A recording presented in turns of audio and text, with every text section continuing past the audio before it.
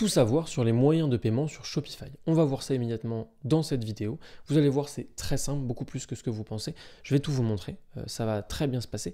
Et à la fin, vous n'aurez plus aucun problème avec ça. Moi, c'est Louis, je suis formateur sur Shopify depuis plusieurs années déjà. Et si vous appréciez ces vidéos, eh bien, je vous invite à vous abonner. C'est ce qui nous aide le plus, c'est la meilleure manière de nous remercier. Et me laisser un petit commentaire si ça vous fait plaisir. Évidemment, moi, ça me fait toujours plaisir. Je vous invite à vous rendre sur votre administrateur Shopify. On est sur mon écran et on va descendre en bas à gauche dans Paramètres. On va ensuite aller ici dans Moyens de paiement. Et ici, vous allez voir qu'il va se passer plein de choses. Premièrement, vous avez ici Shopify Payments. Shopify Payments, c'est la possibilité pour vous de faire plusieurs choses. Premièrement, vous allez pouvoir accepter les cartes bancaires. Vous allez pouvoir accepter les Visa, Mastercard, American Express. Vous allez aussi pouvoir accepter ShopPay si vous vendez aux États-Unis. Si vous vendez en Europe, je vous invite à le désactiver. J'ai fait une vidéo sur le sujet qui est sur cette chaîne aussi, comment désactiver ShopPay, etc. Les boutons d'ajout rapide. Et l'idée, ça va être d'utiliser Shopify Payments. Shopify Payments, c'est uniquement en fait une manière pour Shopify de passer directement. En fait, c'est quelque chose qu'ils ont développé, mais ils passent par Stripe. Okay, c'est pas Shopify Payments, c'est pas une solution qui est native. Ils l'ont fait, ils ont créé Shopify Payments, ils passent par Stripe, c'est Stripe qui leur fournit tout. Donc en fait, que je vous dise Stripe ou Shopify Payments, ça ne change pas grand-chose. Je vais après vous montrer qu'il est possible de passer uniquement par Stripe.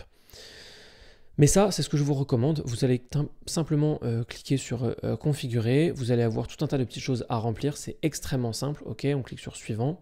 Je gère ma boutique en tant que. Donc vous allez mettre une entreprise immatriculée. C'est ce que je vous recommande. Il y a plusieurs vidéos sur cette chaîne qui vont vous aider à ça.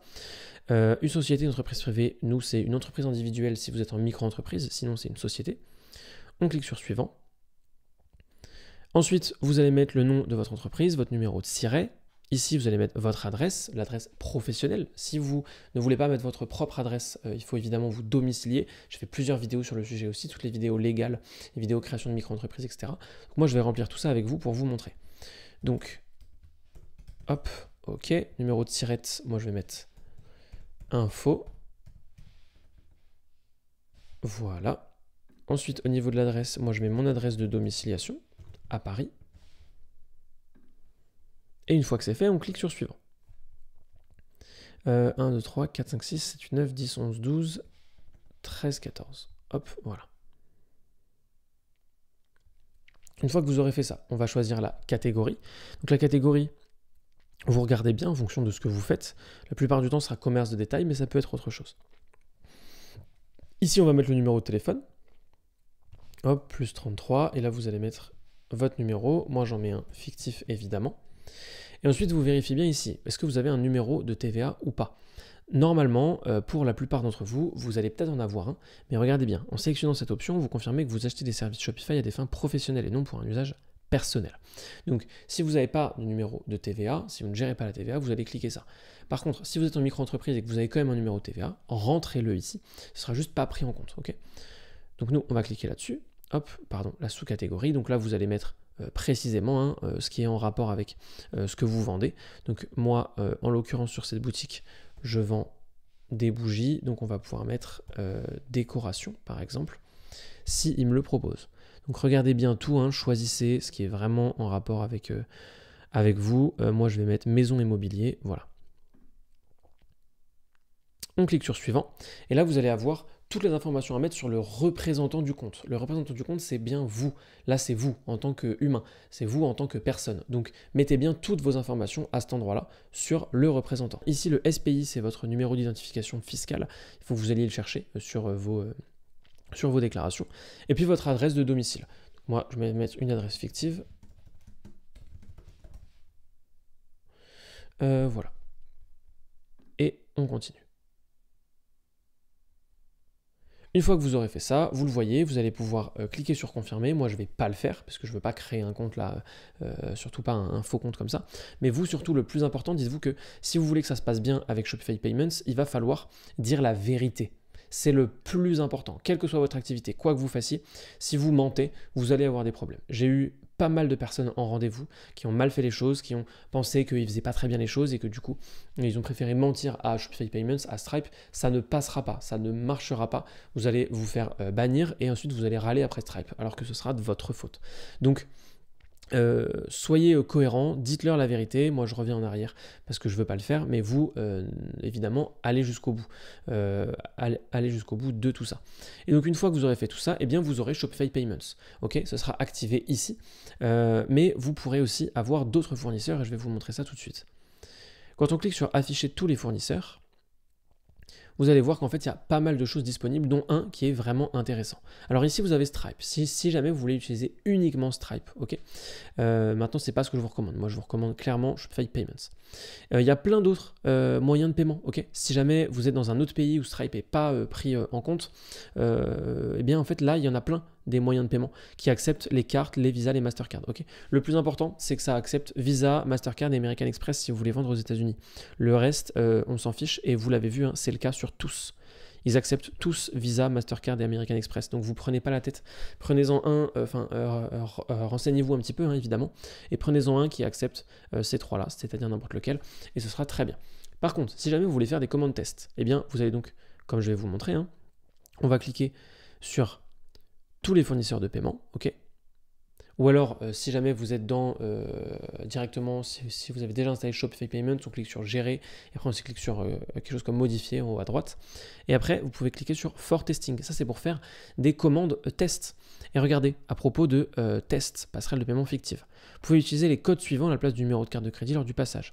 1 pour simuler une transaction approuvée, 2 pour simuler une transaction refusée, et 3 pour une défaillance de passerelle. Comme ça, vous verrez à quoi ça ressemble. Ok. Sur Shopify, vous pourrez faire vos tests. Moi, c'est évidemment ce que je vous recommande de faire une fois que vous aurez configuré l'entièreté de votre boutique. Pour les numéros comme code de sécurité de la carte, il faut mettre n'importe quoi. Et comme date d'expiration, il faut mettre une date d'expiration qui est dans le futur. Et comme ça fonctionnera. Vous n'aurez plus qu'à choisir pourquoi vous voulez faire sauter ça et vous cliquez sur Activer. Et là, vous allez être en mode test. Donc faites bien attention, évidemment. Pour les détails, si je reviens en arrière, je vais vous montrer ça. Shopify Payments, ils prennent un pourcentage de frais, c'est normal, ils ont raison, hein, ils font ça à leur sauce, ils font ça pour eux, ils ont raison. Donc ça fait 1,8% plus plus 25 centimes sur chaque paiement. C'est pas grand chose, ok, c'est vraiment pas un souci. Et faites bien attention, il y a une semaine de délai entre le moment où le client paye et le moment où vous recevez l'argent. C'est normal, ils conservent l'argent pendant une semaine, c'est aussi leur business model à eux, et ça va du coup faire que vous devez avoir la trésorerie, vous devez anticiper. Je parle notamment à nos amis qui font du dropshipping. Si vous avez vraiment 0,0 de budget et que vous avez une commande, vous allez être vachement embêté parce que pendant une semaine, vous n'allez pas pouvoir acheter le produit à votre fournisseur, quel qu'il soit. Donc, ayez un peu de trésorerie, quelques dizaines, quelques centaines d'euros en amont pour pouvoir l'utiliser en cas d'achat. Ok, ensuite vous avez PayPal. PayPal, c'est 0% de frais de transaction, mais ça c'est pas tout à fait vrai en fait, hein. Il y a des frais de transaction sur PayPal qui sont de l'ordre de 2,5%, il me semble. C'est un petit peu supérieur à Stripe, enfin à Shopify Payments, mais c'est quand même indispensable pour deux raisons.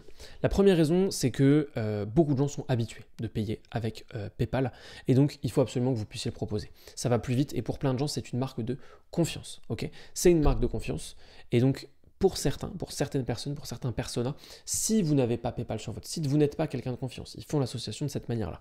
C'est comme ça, c'est pas forcément vrai, mais il faut quand même le prendre en compte. Donc vous allez installer PayPal pour ça. Et deuxièmement, c'est parce qu'en France et en Europe, il y a à peu près 30% des commandes qui sont passées avec PayPal. 30%, c'est beaucoup. Attention, ne me faites pas dire ce que je n'ai pas dit, réfléchissez un petit peu plus que ce que je viens de vous dire sur ce chiffre, sur cette statistique. 30% des commandes en Europe sont faites avec PayPal. Ça ne veut pas dire que si vous supprimez PayPal, vous perdez 30% de vos commandes. Okay, parce que du coup, tous les gens qui voulaient acheter avec PayPal, dans ces gens-là, il y en a une partie qui va quand même acheter, mais juste par carte bancaire, via Stripe ou via Shopify Payments. Donc vous n'allez pas perdre 30% de vos commandes si vous n'utilisez pas PayPal, mais vous allez en perdre quand même un certain pourcentage. PayPal et Stripe, oui, parfois ça bloque. Oui, parfois ils vont garder votre argent. Si vous êtes sérieux, si vous ne leur mentez pas, si vous ne faites rien d'illégal, vous n'aurez aucun problème. Ils vont vous bloquer, ils vont vous demander des choses, vous allez leur donner, leur envoyer, faire des photos éventuellement de votre stock ou de vos produits. Vous pouvez demander à votre fournisseur si vous faites du dropshipping, leur donner les bons papiers, les factures, etc. Et vous n'aurez aucun problème, ils vont vous débloquer très rapidement. Moi j'ai été bloqué très fréquemment avec eux et après avoir discuté, eh bien ils m'ont débloqué après que je leur ai donné les documents qu'ils demandaient. Donc c'est aussi simple que ça. Quand vous aurez activé Shopify Payments, il faut aussi que vous activiez notamment, enfin que vous désactiviez ShopPay. Il y a une vidéo sur ma chaîne qui vous montre comment faire ça, et que vous activiez quelque chose comme Apple Pay. Ensuite ici, vous pouvez activer Amazon Pay si vous le souhaitez. Il y a de plus en plus de personnes qui l'utilisent, donc ça peut être intéressant. Ok. Ensuite, ici, il y a méthode de saisie du paiement. On va cliquer et regarder. Les paiements sont autorisés lorsqu'une commande est passée. Sélectionnez la façon dont vous souhaitez saisir les paiements. Est-ce que c'est automatiquement? Est-ce que c'est automatiquement une fois la commande traitée ou est-ce que c'est manuellement? Nous, on va choisir ici automatiquement lors du paiement. C'est vraiment intéressant. C'est vraiment important, pardon, de conserver ça. Ensuite ici, si jamais vous livrez des personnes en physique, vous pouvez cliquer sur moyen de paiement manuel. Les paiements effectués en dehors de votre boutique en ligne. Okay, les commandes payées manuellement doivent être approuvées avant d'être traitées. Donc ça peut être de plein de manières différentes. En général, le plus fréquent, c'est paiement à la livraison. Et donc dans ce cas-là, vous allez pouvoir mettre des informations et des consignes. Okay, donc les informations de paiement, c'est paiement à la livraison à notre livreur. Vous pouvez payer en liquide ou par carte bancaire. Notre livreur se balade avec son TPE. Hop, et voilà, vous pouvez activer le paiement à la livraison en faisant simplement comme ça. Le cash on delivery, c'est notamment beaucoup utilisé dans les pays comme en Italie, je le sais, un petit peu à quelques endroits aux États-Unis aussi, mais ça peut être utilisé pour vous si jamais vous livrez vous-même. Par exemple, vous avez une boutique dans Paris et bien vous faites des commandes d'expédition dans toute la France et vous avez une zone de chalandise dans laquelle vous allez, vous avez éventuellement des livreurs qui vont livrer les colis directement. Ça peut être intéressant. Et ensuite, là, vous pouvez personnaliser les moyens de paiement. Ça, c'est pas beaucoup utilisé, même très rarement. En fait, vous ne pourrez pas trop l'utiliser. Même il y a quelque chose comme Checkout Blocks. Hein. Ça, c'est vraiment génial, mais c'est pas compatible avec Shopify. C'est pour Shopify Plus. Donc tout ça, on n'en a pas besoin. Et voilà, globalement, les moyens de paiement n'ont plus aucun secret pour vous. Si vous vous posez encore des questions, eh bien, re-regardez cette vidéo. Parce qu'il n'y a pas grand-chose d'autre à se demander. C'est aussi simple que ça. Là, vous savez tout sur les moyens de paiement. Donc je vous invite à les activer. Si cette vidéo vous a plu, vous pouvez l'aimer, vous pouvez vous abonner. C'est ce qui nous aide le plus, vraiment, vraiment. Et si vous avez une petite question, laissez-la en commentaire, je me ferai un plaisir d'y répondre. Vous avez aussi dans la description la checklist marketing complètement gratuite pour votre boutique. Vous pouvez la télécharger, c'est gratuit. Et moi, je vous souhaite une bonne journée. Ciao!